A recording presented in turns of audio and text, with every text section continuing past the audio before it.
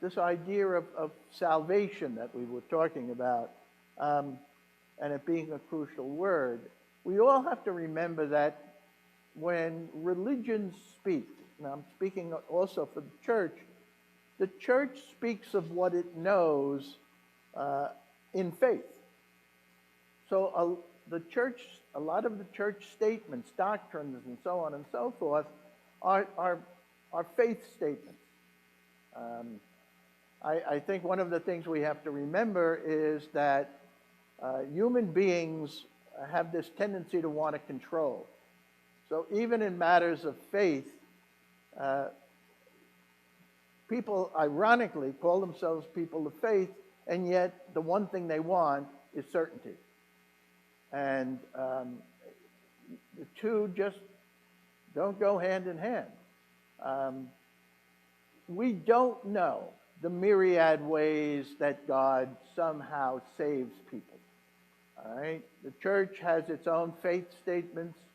And don't forget the idea of religion, at least one idea of religion, which I learned, was that religion is a way to interpret reality. And interestingly enough, religion and science both have the same purpose. Science is meant to explain reality. Religion is meant to explain reality. But they do it in different ways. Of course, science uses measurement to interpret, but faith uses a filter. All visions of faith, religions, and reality is seen through a particular filter. For Christians, we're called Christians because we believe in the risen Christ. So a Christian's way of interpreting reality will always be filtered through their belief and faith in the risen Christ. So that filter is very, very important. And religions have different filters in their faith to interpret the reality. Okay? And once you begin to interpret reality through that filter, you speak of I hate to make the distinction, but you speak of religious ways of living out your life in identifying yourself and so on. So that's where the idea of salvation is now coming to play. What does it mean? And we'll let the theologians deal with that. And I would add an important aspect that we have spoken together about many times, that what happened also pre-Second Vatican Council and the whole Holocaust, Second World War, is that the elimination of the Jews moved from faith to their ethnicity. And once it became a racial thing or ethnic thing, then I think even the argument that the church may have had, right or wrong, that Jews could not be in the salvation unless they go through Jesus.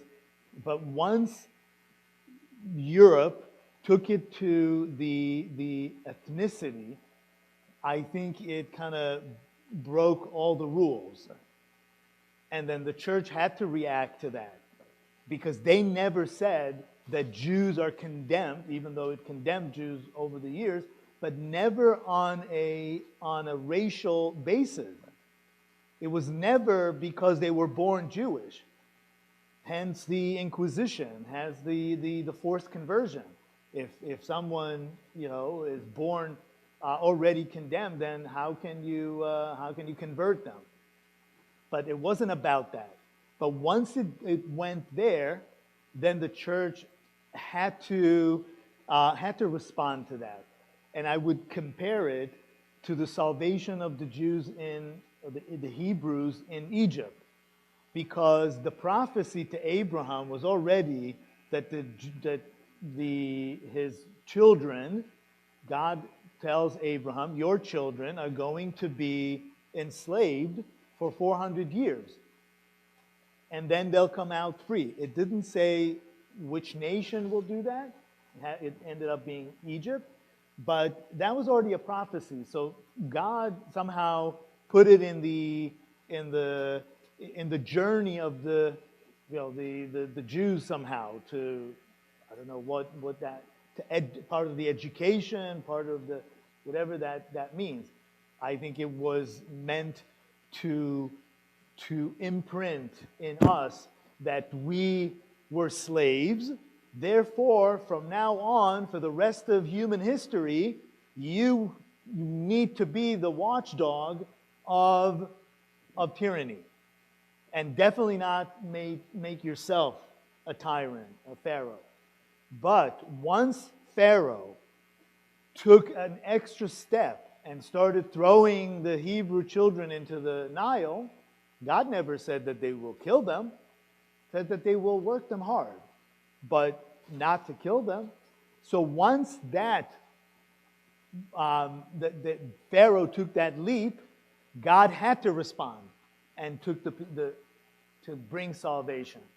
And that, I see the parallel in what happened in Second Vatican Council. It just was taken too far, and the church had to respond.